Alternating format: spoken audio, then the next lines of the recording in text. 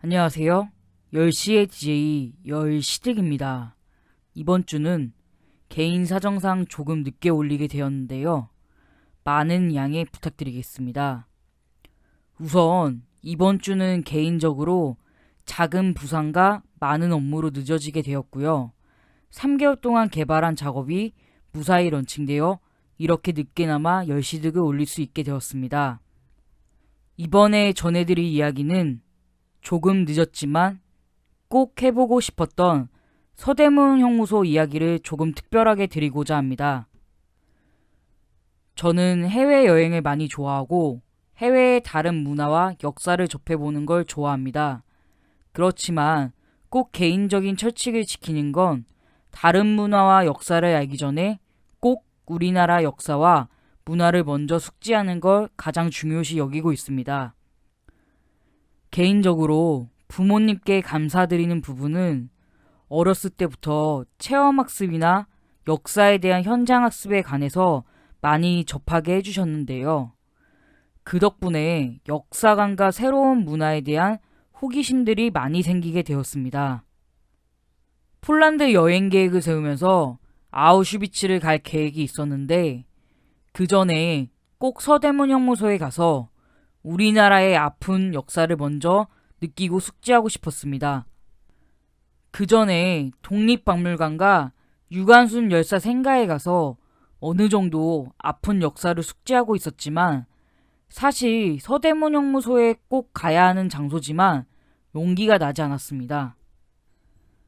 그럼에도 불구하고 꼭 가야 하는 장소였고 당연히 대한민국 국민이라면 누구나 꼭 한 번은 가봐야 할 곳이라고 생각합니다. 지하철을 타고 독립문역에 내려서 가장 처음으로 독립문을 보게 되었습니다. 학창시절 수업 때 들었던 기억을 살려서 사진으로만 봤던 독립문을 보게 되었는데 사실 독립문은 우리가 일본의 독립을 해서 세워진 게 아니라 청나라로부터 독립을 했다고 세워졌던 걸로 알고 있습니다. 제가 아는 바로는 청일전쟁 이후 일본이 승리한 후 바로 세워졌고 이때부터 우리나라의 감석과 침략이 시작되었던 걸로 알고 있습니다.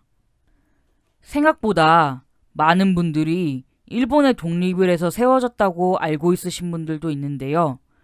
제가 해석한 독립문은 우리네 아픈 역사의 첫 시작의 상징적인 곳이 아닌가 싶습니다. 혹시 제가 아는 정보가 틀리면 언제든지 정정해 주세요. 이제 발걸음을 돌려서 서대문 형무소로 가기 시작했는데 뭔가 가슴이 뭉클하기도 하고 비장한 각오로 들어갔습니다. 서대문 형무소는 굉장히 아이러니한 게 붉은 벽돌로 건축되어 있고 낮에는 해가 가운데 들어오면서 얼핏 보면 굉장히 따스한 공간이라고 착각할 만한 곳이었는데 몇 년 전부터 사진 핫스팟이라고 많이 SNS에 올라오기도 할 만큼 아이러니한 곳인 것 같아요.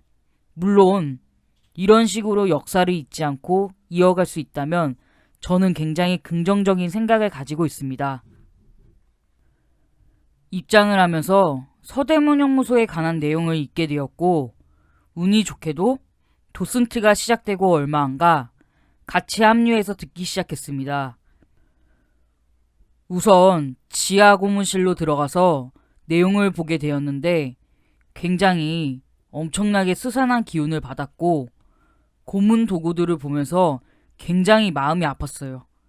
사람이란 이렇게 잔인할 수 있겠구나라는 생각을 가지게 되었고 다시 한번 이분들의 정말 피땀 눈물로 지금 이렇게 살 수 있게 되어서 너무 감사드리는 마음을 가졌습니다.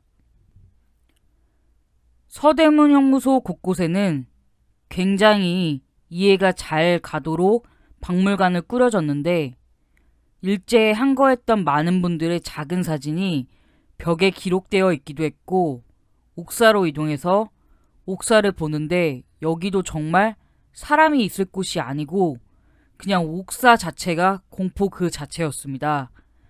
성인 장정 한 5명 정도가 누울 만한 공간에 36명씩 넣고 지내게 했다고 하기도 하고, 여름에는 더위, 겨울에는 동상이 걸린 만큼 무척 추웠다고 합니다. 그리고 여옥사로 이동하는 길, 위안부 할머니들의 이야기를 담은 지지 않는 꽃이라는 특별 전시관을 볼 수 있었습니다. 그 당시 친구랑 같이 갔는데 영상으로 만화를 시청하는 곳이 있어서 약 5분에서 10분 정도 시청한 기억이 있었는데, 그때 저뿐만 아니라 그 주위에 영상을 보신 분들과 같이 엄청 통곡을 하면서 울었던 기억이 아직도 생생합니다. 지금도 녹음을 하면서 가슴이 먹먹한 부분이 있는데요. 저는 어떠한 이유에 있어서라도 대한민국 국민이라면, 아니 사람이라면 절대적으로 위안부 할머니들은 무조건적인 보호를 해드려야 한다고 생각합니다.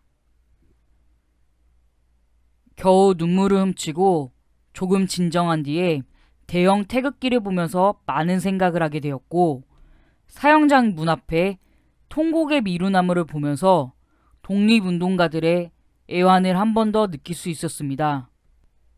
나라를 사랑하는 방법은 여러 가지가 있다고 생각합니다. 근데 그 방법을 찾기 전에 서대문연구소를 꼭 한번 다녀오시고 다시 한번 방법을 찾아보는 것도 나쁘지 않을 것 같습니다. 오늘은 약간 무거운 주제였을 수도 있는데요. 그래도 누구나 많은 사람들이 잊지 않기를 바라는 마음으로 올려봤습니다. 열시득 다음 이야기는 시원하게 여름 보내시라고 러시아 블라디보스톡 여행 준비해 보겠습니다. 잊지 말고 좋아요, 구독, 알림 설정 부탁드립니다. 10시의 DJ 열시득이었습니다.